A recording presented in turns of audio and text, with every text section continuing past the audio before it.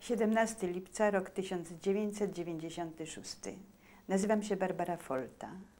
W Polsce, we Wrocławiu, mieszka pani Jarosława Wołosiańska. Pani Jarosława i jej mąż, pan Izydor Wołosiański, w czasie wojny udzielali pomocy ludziom uciekającym z getta. Udało im się ocalić życie 39 osobom.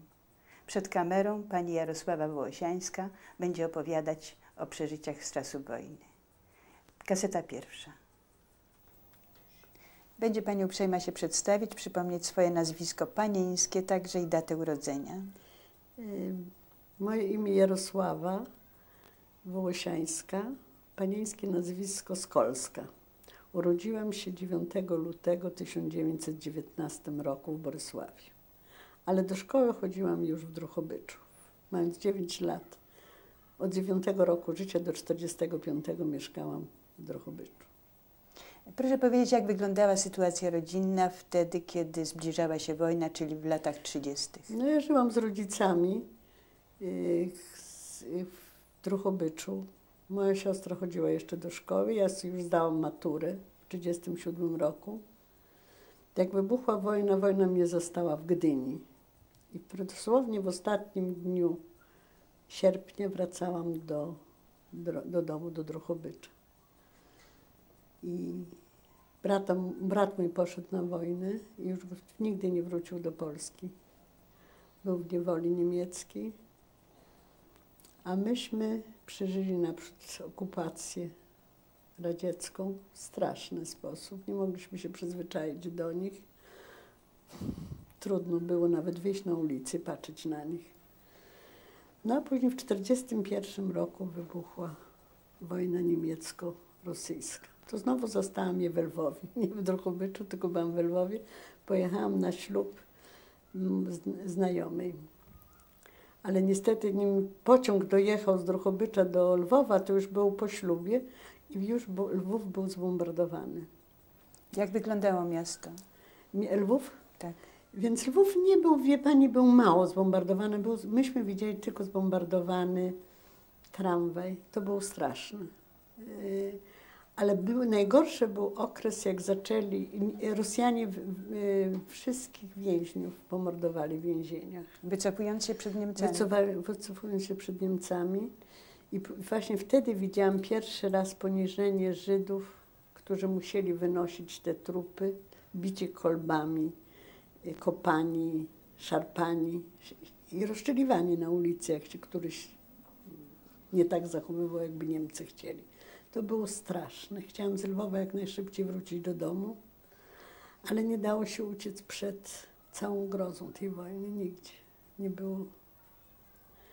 I właśnie jeden z pierwszych momentów, który na mnie zrobił straszne wrażenie, to był na mojej ulicy, gdzie mieszkałam z rodzicami. Wracałam od koleżanki.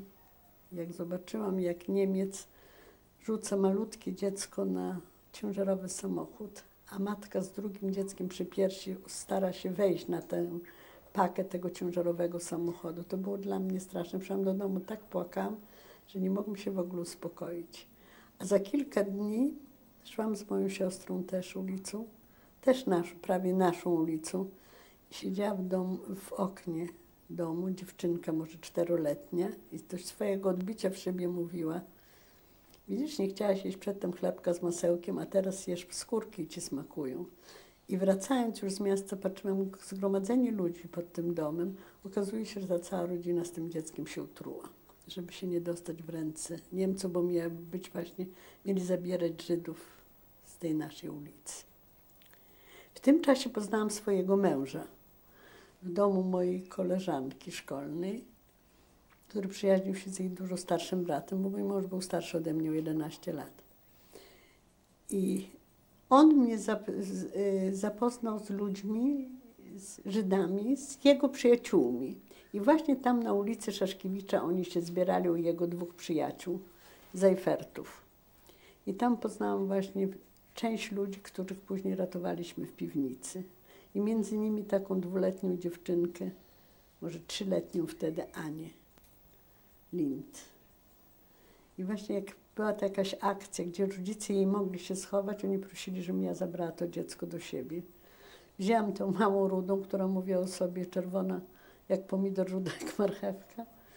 Wzięłam ją do domu i faktycznie naszą ulicą, dom za domem chodzili Niemcy po dwóch i szukali Żydów.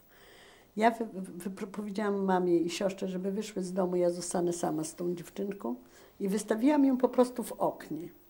I myślę, jak przyjdą, to przecież nie będą przypuszczali, że ja żydowskie dziecko eksponowałam, żeby mi go zabrali, że widocznie to jest moje dziecko. Ja byłam trochę też ryżawa, rudawa w młodości. To mogło nawet uchodzić za moje dziecko. No i tak się uratowała ta dziewczynka, a późniejśmy ją ratowali w rozmaity sposób jeszcze. Także byliśmy z nią związani cały czas. Z tą Anią, najmłodszą dziewczynką w naszej piwnicy. Wtedy powstało getto. To był rok 41 albo 40, nie, to był rok 42. W 41 roku to myśmy tylko doraźnie pomagali znajomym męża. Jak trzeba było kogoś schować, komuś jakieś jedzenie przemycić, tośmy spotykać się po prostu z nimi, żeby oni się nie czuli tacy osamotnieni i osaczeni. Jeszcze mieszkali wtedy niektórzy w mieszkaniach, nie z wszystkich ulic Żydów do getta, czy do innych dzielnic przenieśli. I wtedy poznałam właśnie większość tych ludzi, któryśmy później ratowali. Niestety żadnej swojej szkolnej koleżanki nie udało mi się uratować. Jedna się uratowała, ale niezależnie ode mnie. Ale też tamte zginęły niestety, moje szkolne koleżanki z gimnazjum. Czyli pan Izydor Wołosiański w 1942 roku, jeszcze nie pani mąż, tylko narzeczony. Nawet nie jeszcze narzeczony, wie pani, tylko znajomy dobry. To ja z nim chodziłam właśnie, bo jak była jakaś akcja, gdzie zabierali ludzi, to on w tym warsztacie, gdzie on pracował, zabierał Żydów do piwnicy i myśmy im donosili przez 2-3 dni, wodę oni mieli tam na miejscu, ale jedzenie. Żeby ich nie złapali po prostu, to oni ten najgorszy okres takiej łapanki w tej piwnicy przeżywali. To ja musiałam z mężem chodzić tam i ja czekałam na podwórzu, a on wchodził do piwnicy. To by się odbyło parę razy. No a później, jak już powstało getto, to ci ludzie, którzy nie chcieli iść do getta i którzy nie mogli iść do getta, bo wiadomo, że ich od razu zlikwidują, dzieci i starych ludzi, to w tym domu przygotowała właśnie sobie rodzina żydowska, przygotowała sobie skrytkę. I jaki to był dom, dokładny adres i jak się nazywali właściciele tego domu? Właściciele tego domu nazywali się Zajfertowie. I to był Drohobycz? To był Drohobycz, ulica Szaszkiewicza 9. To był w Drohobyczu przy ulicy Szaszkiewicza 9. Oni zbudowali skrytkę przy pomocy pana Sztoka. Pan Sztok był parkieciarzem, czyli znał się na robotach stolarskich, jakichś innych. W ogóle był dobrym rzemieślnikiem. I on tam tę skrytkę zbudował i w tej skrytce miał się schować on z żoną, z 2 dzieci i z nianią tych dzieci, czy gosposią ich. I mieli się schować tam ci wszyscy, oprócz młodych Zajfertów, którzy nie chcieli się schować. Myśmy się im postarali, pojechaliśmy do Lwowa, mieliśmy adres, gdzie ktoś zajmował się produkowaniem fałszywych papierów aryjskich i przywieźliśmy im dowody osobiste na nazwiska aryjskie i oni wyjechali. Zostali ich rodzice, którzy niestety poszli do getta i w getcie zginęli. Ale została siostra pani Zajfertowej, pani Händlowa, która pracowała w tym biurze jako księgowa. I ona schowała swojego męża, który w ogóle nie umiał mówić po polsku, bo był Żydem z Niemiec, i córkę tam właśnie w piwnicy. Pan Sztok schował swoje 2 córeczki i tę gosposię. I jeszcze schowała się pani Rosenbergowa, która też nie chciała iść do getta, bo wiadomo, że byłaby zlikwidowana. I jej córka Hela, która też nie chciała, bo ona nie chciała iść do getta, bo ona była świadkiem śmierci swojego ojca. Na jej oczach zabili jej ojca, z Niemiec rozstrzelał. I tak, że myśmy zaczęli tam mieć już tę skrytkę, którą musieliśmy się opiekować, donosić jedzenie. Pani Händlowa pracowała W tym samym domu? W tym samym domu było biuro. 2 pokoje zajmowało biuro. Myśmy mieli 3 pokoje, a oprócz tego były jeszcze 2 pokoje, to wszystko na parterze, bo na górze mieszkał Niemiec, trojhänder, pan Herzer. I no trudno, że o nim mówiła pan Herzer, ale powiedzmy, że był pan Herzer. No ale fakt, że on mieszkał, Niemiec, tak, to mieszkał trochę było, z gosposią. Trochę była okoliczność... Dla nas była sprzyjająca na sprzyjająca. pewno, bo może nie szukali właśnie w domu, gdzie Niemiec mieszka, bo myśleli, że Niemiec ma kontrolę nad nami. I pani Händlowa miała chodzić codziennie do getta, ale ona nie chodziła do getta, tylko spała w naszym mieszkaniu.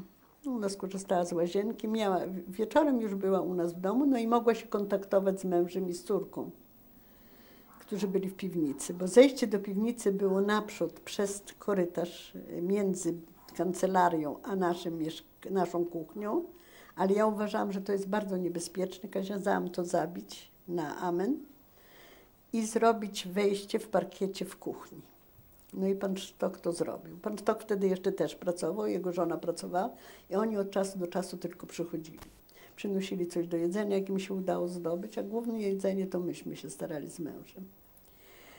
Wtedy, w tym czasie właśnie jak oni byli, to chciał się sprowadzić do tego mieszkania jeden Niemiec, ale Herzerowi było to bardzo nie na rękę, bo on pił, przychodził pijany wieczorem i mieszkał z kochanką, nie chciał na pewno, żeby jego żona we Wiedniu się dowiedziała, jak on się prowadzi w Drohobyczu. I on zaproponował mężowi, żeby mąż się sprowadził z ojcem i z córką, bo ojciec męża też pracował w tych warsztatach. No ale nie można było ich tam sprowadzić i myśmy postanowili wtedy się pobrać, bo już w międzyczasie to już doszło, zdaje się, 2 czy 3 osoby jeszcze w tym czasie, także się ten komplet powiększył. Zdaje się, że jak myśmy wzięli ślub, to już było 14 osób. I to był już rok 43, tak. Zima? Zima, styczeń. Myśmy wzięli ślub 6 stycznia w 1943 roku.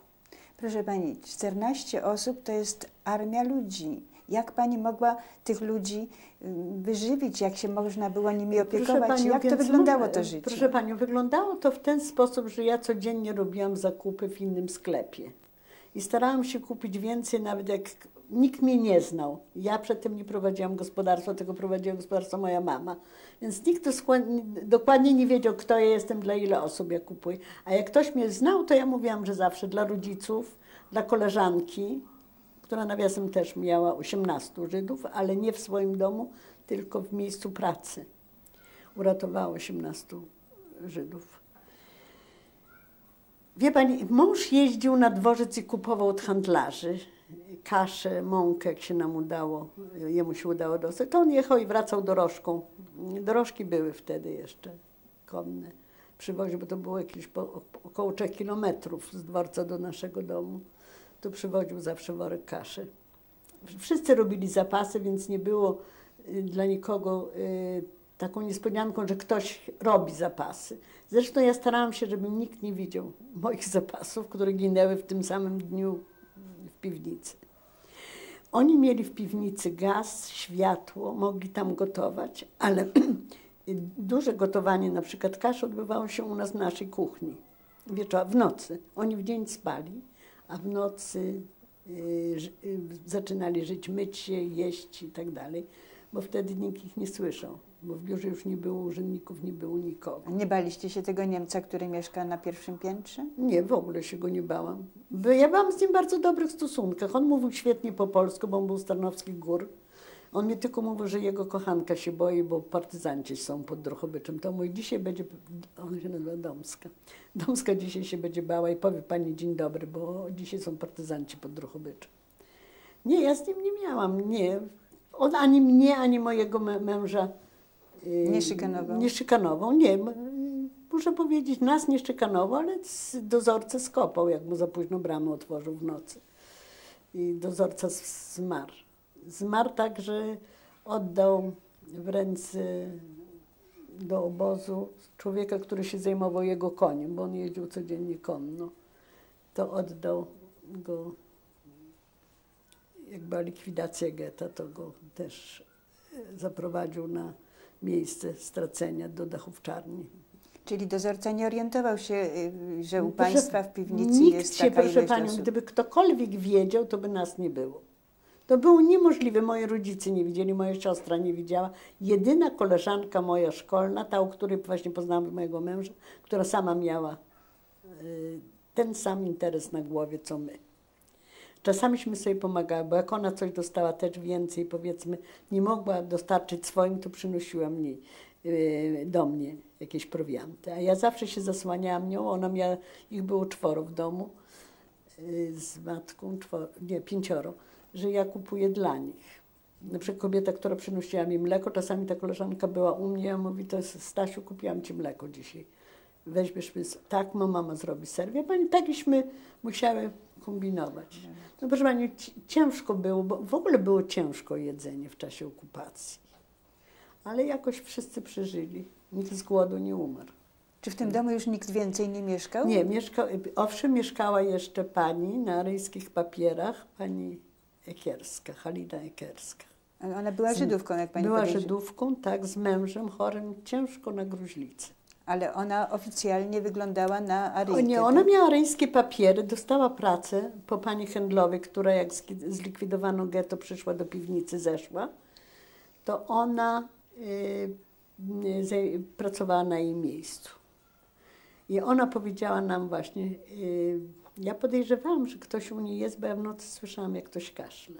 I mówiłam mężowi, słuchaj, tam ktoś oprócz pani Ekierskiej jest, bo ja słyszę, jak ktoś kaszle. Ja mam bardzo dobry słuch. Krótkowic, ale słuch mam dobry. No i ona się przyznała, że ma męża chorego na gruźlicę. Nawet mój mąż jego raz zaprowadził do lekarza, ale niestety już jakby się nic nie dało zrobić. Jak już był w bardzo krytycznym momencie, to ja zawołałam znajomą lekarkę. Powiedziałam, że do dziecka, żeby przyszła. I lekarka powiedziała, proszę Pani, ale to jest kwestia godzin, najwyżej dnia. Faktycznie on umarł i pani Ekierska rzuciła nam klucz od mieszkania i powiedziała, pochowajcie mojego męża. I zabrała się i poszła. Wróciła po 3 dniach, zabrała swoje rzeczy i tyle ją widziałam. Więc już jej nigdy nie spotkałam. Nie wiem, gdzie ona. W każdym razie ona przeżyła, bo już jak byli Rosjanie, to ją ludzie spotykali w mieście. Tak to było z panią. To była straszna noc, to grzebanie pani Ekierskiej męża. A w międzyczasie to mój mąż zawsze wychodził do miasta i przychodził i mi zapowiadał, że ktoś... Ja widziałam, kiedy on mi przyprowadzi nowych ludzi do domu, bo miał taką dziwną minę, skruszoną. Ja mówię, kogo? Ile osób? No to trzeba było tym ludziom powiedzieć na dole, żeby oni szykowali nowe miejsce w piwnicy. To znaczy, żeby kopali w ziemi i tę ziemię chowali między 2 podłogi. Znaczy tą naszą podłogę zewnętrzną i zawsze była jeszcze izolacja, druga podłoga. To było jakieś 25 cm, 20 i tam się tę ziemię rzucało, żeby zrobić następną, po prostu komórkę taką dla następnych rodziny. Nie było to wysokie, ludzie tam nie mogli stać. Dzieci małe mogły z trudnością stać, musieli leżeć. A jak oni żyli? Jak oni spędzali ten czas? Proszę Pani, więc ja starałam się, myśmy mieli dużo książek, starałam się im dać książki. Robiły jakieś robótki, nawet szyły coś. I teraz czytali, grali w karty. Kłócili się przy kartach, nawet raz przy jednej kłótni przy kartach, to jeden z panów, który był tam, powiedzmy, kapitanem, do którego uważał, że należy do niego, on jest panem życia i śmierci, przychodzi do mnie na górę, mówi, Sława, na Dziunka wydałem wyrok śmierci. To ja mówię do niego, to był starszy pan, ojciec mojej koleżanki, wieku mojej mamy. I ja mówię, panie doktorze, ja was ratuję od śmierci, a pan mi mówi, że pan skazuje kogoś na karę śmierci tam w piwnicy. Jak pan chce wykonać wyrok? Ja żartowałam sobie z niego. Mimo, że on był taki rozpędek trochę, no ale nic się nie stało nikomu. Tam się raz panie pokłóciły, oblały się jakąś wodą. Ale to było trudno, przynajmniej w tej ciasnocie, w tym wszystkim, ja nie wiem. Ja tam schodziłam czasami. Mój mąż częściej schodził i grał z nimi w karty. Ja rzadziej schodziłam, bo musiałam pilnować, na przykład później byłam w ciąży, później dziecka musiałam pilnować. W takich warunkach urodziła się pani Moja córeczka. córka się urodziła, tak. To był rok 43. 23, 4 sierpnia. To ile w tym czasie już było osób w piwnicy? W tym czasie było, proszę panią, około 30 osób, może 29, 28. Bo ostatnio, właśnie przed samym urodzeniem mojej córki, to przyszła rodzina Teperów, 3 osoby. To dosłownie za 2 dni urodziłam, albo za dzień urodziłam moją córkę. To wtedy zlikwidowali Städtische Werkstätte, to się nazywało, warsztaty w byłym gimnazjum żydowskim na naszej ulicy. Kilka domów w przeciwnej stronie od naszego domu. I tam jak zlikwidowali właśnie ludzi tam pracujących, to został jeszcze właśnie kierownik tych Städtische Werkstätte z żoną i synem Julkiem. I mój mąż tam bardzo często chodził, bo właśnie utrzymywał kontakty z tymi ludźmi cały czas. Ja myślę, że to dla nich było bardzo duża pociecha w tym wszystkim, wie pani, że wszyscy się od nich nie odwracają. No i powiedział mi, że przyjdą państwo Teperowi. No, państwo Teperowi przyszli. Ja urodziłam w międzyczasie dziecko, moją córeczkę. Tośmy zadzwonili i powiedziałam im, że jak urodzę, to się ich zawiadomi, czy się urodziła dziewczynka, czy chłopiec, tam byśmy mieli sygnał w rury od wodociągu. I wtedy jeszcze przyszło, no przedtem to przyszli państwo Lindowie z córeczką, jak getto likwidowali, to wtedy przyszło najwięcej do nas osób, jak była likwidacja getta. To przyszedł pan Hercik z żoną, Gienią, siostrą pana Sztoka, przyszedł jego brat z córeczką Ludką, jego żonę Niemcy zabili. Przyszła rodzina Lewiego, czyli pan Lewi, też którego żonę zabili, z córką Ruth i z jej mężem, jak on się, Bińsztokiem. Pan Bińsztok. I ten pan Bińsztok o mały włos nas nie wydał wszystkich, dlatego że jak on się szedł do nas schować, to powiedział swojej siostrze, żeby się do nas zwróciła, która też pracowała w Städtische Werkstätte, żeby się do nas zwróciła, że on ją schowa. Jednego popołudnia ja byłam sama w domu, jak ona przyszła i zaczęła walić w drzwi. Ja ją zrozumiem, ona była w rozpaczy z takim chłopakiem, może 5-6 lat i krzyczała: pani Wołosiańska, niech pani nas ratuje. Ratowała, pani mąż ratuje mojego brata, to niech pani nas też uratuje. Tak strasznie krzyczała, że wyszedł ten dozorca. Dozorca ją wziął i spokojnie ją wyprowadził spod naszego domu. Ja byłam w ostatnich dniach ciąży i byłam wtedy pewna, że ja nigdy już nie zobaczę swojego dziecka urodzonego, dlatego, że my sobie, jak sąsiedzi się coś dowiedzą, to ja nie wiem, to już jest koniec. No ale naprawdę myśmy mieli takie szczęście, że się nic nie stało. Ten dozorca odprowadził ją właśnie do tych Städtische Werkstätte. To był ich ostatni dzień. Na drugi dzień rano wyprowadzili wszystkich ze Städtische Werkstätte, oprócz tych Teperów. I wtedy, kilka dni potem, ten dozorca nigdy nic nie mówił. On był taki, że nie wtrącał się w ogóle. A w ogóle to był Ukrainiec, bardzo mnie lubił. No później była... On się nie domyślał, że... Nie, zupełnie nie. Proszę pani, gdyby on się domyślał, to w ogóle nie istniało. To mógł komuś powiedzieć. I wystarczyło, żeby jednej osobie powiedział. Żeby to się rozniosło, wie pani, że my mamy u siebie ludzi, jeszcze tyle ludzi.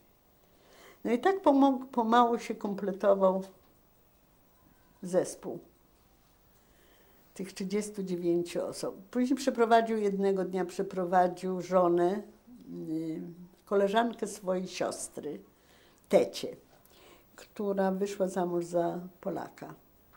I też nie mógł już jej ratować.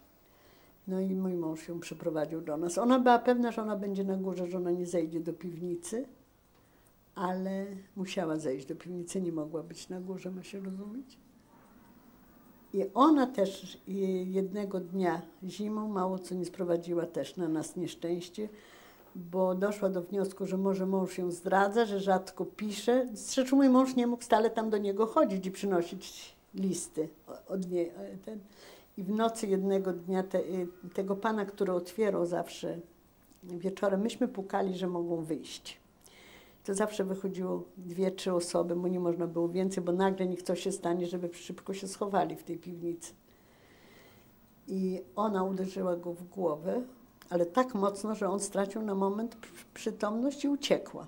I uciekła przez naszą łazienkę, chciała uciec do męża, ale drzwi były zamknięte, zewnętrzne, w klatce schodowej i poszła na górę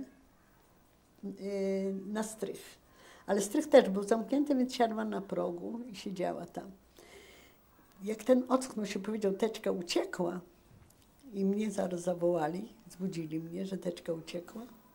Bo jak oni urzędowali u nas, to ja często się kładłam spać, bo musiałam rano wstać, chodzić po te zakupy cały dzień. I zbudziłam męża, ja mówię, Tecia uciekła. On wyszedł na dwór i zobaczył, że nie ma śladów, że ona nie wyszła na zewnątrz, bo świeży śnieg upadł, że nie ma jej śladów. I domyślił się, że ona poszła na strych, sprowadził ją, był wściekły. Powiedział, ale bardzo grzecznie ją prosił, Tecia, zejdź na dół. Mówię, ale miał ochotę inaczej z nią postąpić, no ale już Tecia więcej nigdy nie uciekła. Już nie zdarzyło się nic takiego, co by nas mogło tak narazić. No później jednego dnia mój mąż przychodził, nie, ja szłam, jak zlikwidowałam getę, ja szłam z moją córeczką, już, która się urodziła, do parku i na zakupy. I spotkałam doktora Miszla, to był internista w Drohobyczu, starszy pan, z którym właśnie miałam później te perypałki, z tym karą śmierci.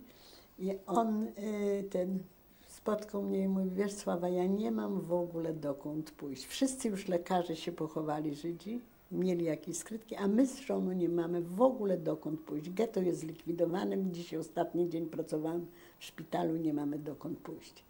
Ja mówię, wie pan co, niech pan przyjdzie do nas wieczorem. On wiedział, gdzie my mieszkamy, bo on przychodził do nas.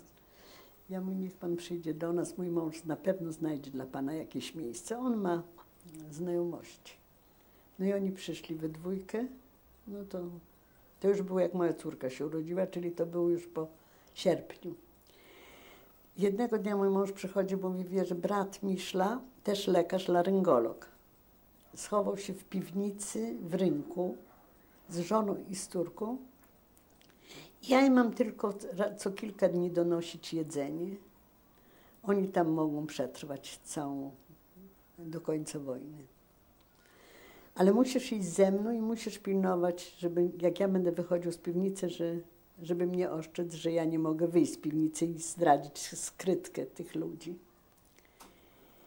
No poszłam z nim 2 albo 3 razy, już nie pamiętam. To było coś strasznego. Szliśmy po godzinach policyjnych, za kamarkami, za łukami, żeby nie iść główną ulicą, żeby nas patron niemiecki nie spotkał. I ja stałam tam, wie pani, gdzie no najmniejszy szelest, liście zaszeleścił czy coś, to ja truchlałam, że ktoś już idzie.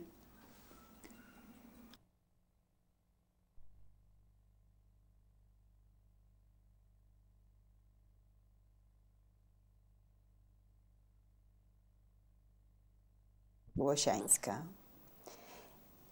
Historia rodziny Lewich. Miszlów. Rodziny Miszlów. Historia rodziny Miszlów, proszę bardzo.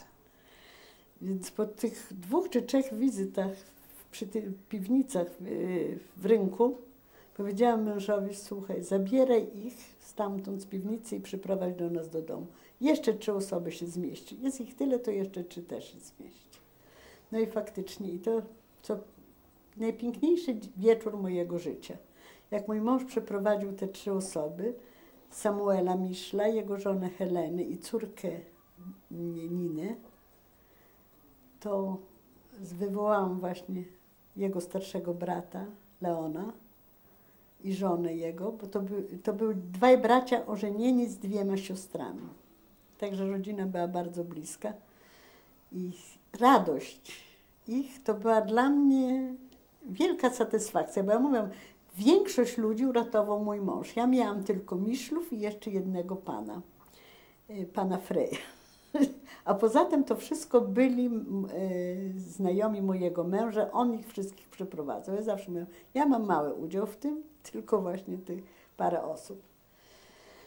No to oni zostali. Później jednego dnia mój mąż przychodzi do mnie i mówi, słuchaj, pracownicy z mojego warsztatu, to znaczy jeden pracownik, którego ja nazwiska nie pamiętam, miał na imię Mocio, myśmy wszyscy na niego mówili Mocio, zrobił podkop, zrobił sobie skrytkę, z innej strony naszego domu do piwnicy. Ale do tej samej piwnicy poza schronem, który był pod częścią domu, i trzeba jemu donosić jedzenie raz w tygodniu.